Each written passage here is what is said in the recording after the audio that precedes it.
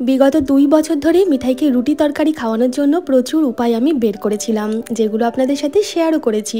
এখন আর অত খাটনি করতে হয় না রুটি তরকারি খাওয়ানোর জন্য। তাও ও তো এখনও ছোট আছে, ছোট ছোট জিনিসের উপর ভীষণ লোভ।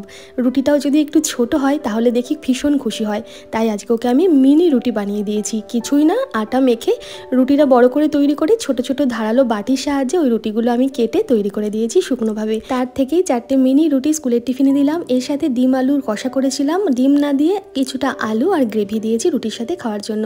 একটা শসা স্লাইস করে দিয়েছি, একটা কাঁঠালি কলাও দিয়েছি স্লাইস করে, আর কিছুটা খেজুর ছোট ছোট করে কেটে দিয়েছি বীজটা বের করে। 1 বোতল জলের সাথে আজকের টিফিন আইডিয়া কেমন লাগলো জানাবেন। স্কুলে যাওয়ার আগে খেয়ে গেছে গরম গরম ভাত, সাথে লাউ দিয়ে কাঁচা মুগের ডাল। লাউয়ের তরকারির থেকে, লাউ চিংড়ির থেকে লাউ দিয়ে মুগের ডালটা খুব ভালো খায় আর তাড়াতাড়ি ভাতটা খেয়ে নেয় বলে কচি লাউ পেলে আদা বাটা দিয়ে এই লাউয়ের ডালটাই ওর জন্য করি। সাথে কুঁদরি ভাজা দিয়েছিলাম আর ওই ডিমের কারির থেকে একটা গোটা ডিম দিয়েছিলাম।